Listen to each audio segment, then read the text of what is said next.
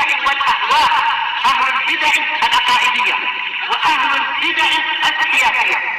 نقول بيننا وبينكم السلف، بيننا وبينكم الكتب، كان فيقول البدع بيننا وبينكم. Qala al-Imam an-Nawawi rahimahullahu taala al-haditsul hadiyah asyar, hadis yang ke-11.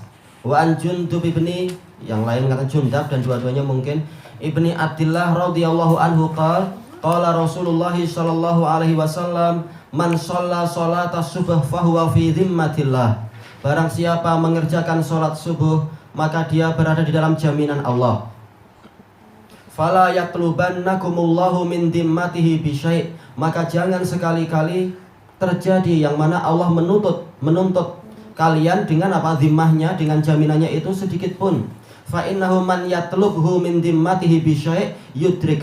Karena barang siapa dituntut oleh Allah dari suatu jaminannya, Allah pasti akan mendapatkan itu. Summa yakubbuhu ala wajhihi finnar fi nari jahannam. Lalu Allah akan menelungkupkan dia di atas wajah dia di dalam neraka jahannam. Diriwayatkan oleh Imam Muslim. Tayyib, hadis ini termasuk dalil yang menyebutkan keutamaan sholat subuh. Di antaranya adalah apa? Yaitu orang ini berada di dalam jaminan keamanan Allah Ta'ala. Keutamaan sholat subuh banyak. Allah Ta'ala berfirman, Rasulullah SAW bersabda, man sholal bardaini dakhalal jannah. Barang siapa sholat di dua waktu yang sejuk itu, dia masuk surga. Yaitu apa? Sholat subuh dan sholat asar. Cuaca yang agak sejuk di situ. Demikian pula Rasulullah SAW bersabda, basyiril masya'ina fi zulmah ila sholabi nurin tam yaumal qiyamah. Berikan kabar gembira untuk orang-orang yang berjalan di kegelapan malam menuju ke sholat. Untuk apa? Yaitu mendapatkan cahaya yang sempurna di hari kiamat. Maksudnya apa? Yaitu sholat isya dan sholat subuh. Dan Rasulullah SAW juga bersabda, innakum sataruna rabbakum yaumal qiyamah kama tarawna asyams laisa dunaha sahab wa kama tarawna al-qamara lailatal badr laisa dunahu sahab. Kalian akan melihat Rabb kalian di hari kiamat sebagaimana kalian melihat matahari yang tidak ada awan yang menutupinya, dan sebagaimana kalian melihat bulan di malam purnama tanpa ada awan yang menutupinya. Fa in istata'tum alla tughlabu an sholatin qabla tulu'i syamsi wa qabla ghurubiha faf'alu. Maka kalau kalian mampu untuk tidak terkalahkan dari mengerjakan sholat sebelum terbenam matahari dan sebelum terbit fajar, hendaknya dia mengerjakan, yaitu sholat subuh dan sholat asar. Ini menunjukkan sholat subuh dan sholat asar termasuk sebab terbesar untuk orang itu melihat indahnya wajah Allah. Dan banyak dalil masalah itu. Tayyib. Nah, di antaranya adalah jaminan ini, yaitu apa? Orang ini akan mendapatkan jaminan keamanan dari Allah Ta'ala, yaitu orang ini berada di wilayah keamanan Allah Ta'ala. Maka barang siapa dia menyakiti orang ini, maka dia akan bermusuhan dengan Allah. Dan ini masuk di dalam keumuman firman Allah Ta'ala, ala inna awliya Allah la khawfun alaihim walahum yahzanun.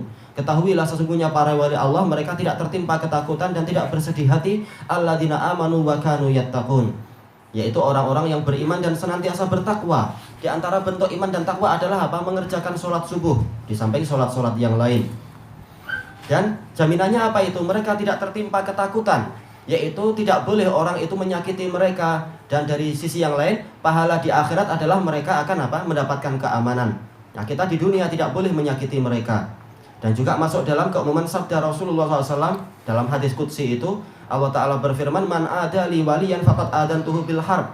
Barang siapa memusuhi waliku, maka sungguh aku telah mengumumkan peperangan kepadanya. Di antara wali Allah adalah orang yang rajin mengerjakan sholat. Di antaranya adalah sholat subuh.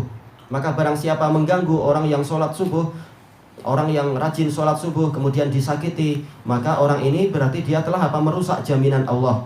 Maka dia akan berhadapan dengan sang penjaminnya, yaitu Allah Ta'ala. Maka di sini Rasulullah memberikan peringatan keras dengan apa? Dengan nun taukid, satilah di sini. Fala yatlubannallahu min zimmatihi syai'a. Fala yatlubannakumullahu min zimmatihi syai'. Jangan sampai Allah menuntut kalian dari jaminannya sedikit pun. Sedikit pun jangan sampai kita mengganggu orang yang dia itu sholat subuh, kita menyakiti dia dan sebagainya. Dan ini adalah dalil umum. Masih ada apa? Dalil-dalil yang lain. Rasulullah telah bersabda, Apa itu? Man qala la ilaha illallah wa anni rasulullah haruma maluhu wa damuhu wa hisabuhu 'ala Allah. Yaitu barang siapa telah mengatakan la ilaha illallah Muhammadur Rasulullah, maka telah apa? Haram darah dan hartanya dan perhitungannya adalah terserah Allah. Dan Rasulullah bersabda illa bihaqqiha, kecuali dengan haknya. Yaitu secara umum dia selamat, tetapi kalau dia mencuri maka ada hak untuk ditegakkan di situ. Atau dia tidak membayar zakat, ada hak yang harus diurus di situ. Atau kalau dia menumpahkan darah orang lain, ada hak yang harus diselesaikan di situ. Tapi hukum umumnya adalah apa? Orang yang telah bersyahadat dan dia itu sholat subuh, maka jaminannya itu tidak boleh dirusak. Jaminan Allah pada dirinya, tidak boleh kita mengganggu dia. Kenapa? Fa innahu man yatlubhu min dhimmatihi bi syai' yudrik. Karena barang siapa dikejar oleh Allah dalam masalah jaminannya dengan suatu perkara, dalam masalah hartanya mungkin, atau kehormatannya, atau darahnya, Allah pasti akan mendapatkan itu. Ini menunjukkan bahwasanya orang-orang yang zalim itu tidak mungkin akan lari dari keadilan Allah Ta'ala. Fala tahsabannallaha ghafilan amma ya'maludz zalimun. Maka jangan sekali-kali engkau menyangka bahwasanya Allah lalai dengan apa yang dilakukan oleh orang-orang yang zalim itu. Boleh jadi di dunia disiksa, atau kalau di dunia dia selamat, di akhirat tidak mungkin dia selamat di hari yang kekal itu. Dan banyak dalil-dalil yang menyebutkan masalah bahwasanya pasti akan ada hukuman walaupun seukuran dzarrah terhadap orang yang berbuat zalim. Sebagaimana dalam hadis siapa itu ya, Uqbah bin Amir kah? Rasulullah SAW bersabda, innallaha la yumli lidzalim hatta idza akhadahu lam yuflithu. Sesungguhnya Allah Ta'ala itu memberikan penundaan dan penguluran kepada orang-orang yang zalim sampai apabila Allah menangkapnya, Allah tidak akan melepaskan dia lagi. Kemudian Rasulullah membacakan firman Allah Ta'ala, wa kadzalika akhdhu rabbika idza akhadhal qura wa hiya zalimah inna akhdahu alimun syadid. Seperti itulah hukuman Allah ketika dia menghukum negeri-negeri yang berbuat zalim. Sesungguhnya apa? Hukuman Allah itu adalah sangat pedih dan sangat keras. Dan Rasulullah SAW telah bersabda di dalam hadis yang sahih, ma min dambin ajdaru an yu'ajjala lahu uqubatuhu fid dunya ma'a ma yuddakharu lahu fil akhirah minal adzab min qati'ati rahmin wa baghi. Tidak ada satu dosa pun yang di dunia itu Allah akan menyegerakan siksaannya, di samping juga apa? Azab yang Allah Ta'ala simpan di akhirat, kecuali apa? Kecuali kezaliman dan pemutusan silaturahim. Ini menunjukkan betapa bahayanya berbuat baghi, berbuat zalim, terutama apa? Zalim kepada orang yang telah mengerjakan sholat subuh. Maka di sini Rasulullah mengingatkan jangan sampai Allah mengejar tuntutan tadi, karena pasti akan ditangkap itu, tuntutan itu akan didapatkan. Termasuk dalam tuntutan masalah apa? Masalah kehormatan. Sebagaimana dalam hadis Ibnu Umar, yang mana Rasulullah SAW bersabda, dan hadis ini sahih li ghairih, diriwayatkan oleh Imam Tirmidzi. Rasulullah SAW naik ke mimbar dan beliau berteriak dengan suara yang keras, ya ma'syara man amana bilisanihi walam yadkhulil imanu fi qalbih la tu'dul muslimin. Wahai orang-orang yang mengaku iman dengan lisannya tapi iman itu belum masuk ke dalam hatinya, jangan kalian itu menyakiti kaum muslimin, wala tattabi'u auratihim, dan jangan kalian mengejar-ngejar kekurangan-kekurangan mereka. Fa innahu man yattabi auratal muslimin yattabi'illahu auratah summa yafdahuhu walau kana fi jawfi rahlih. Karena barang siapa mengejar-ngejar, yaitu mencari-cari aib kaum muslimin, maka Allah akan mencari-cari aib dia, lalu Allah akan menampilkannya walaupun dia sembunyi di tengah rumahnya. Ini bahaya orang-orang yang menyakiti kaum muslimin tanpa alasan yang hak. Bukan hanya itu di dunia, tapi di akhirat apa? Bukan hanya hukuman di dunia, tapi di akhirat juga ada. Summa yakubbuhu ala wajhihi fi nari jahannam. Lalu Allah akan menelungkupkan dia di atas wajahnya di dalam neraka jahanam. Apa bezanya di kaki dan di wajah? Bedanya kita tahu itu. Setiap ada gangguan, ada pukulan, atau ada bencana, atau ada eksiden, paling yang paling kita selamatkan adalah kepala kita. Tahu ini yang paling berbahaya. Makanya kenapa helmet tidak di lutut, tapi di kepala, karena ini yang paling bahaya di kepala.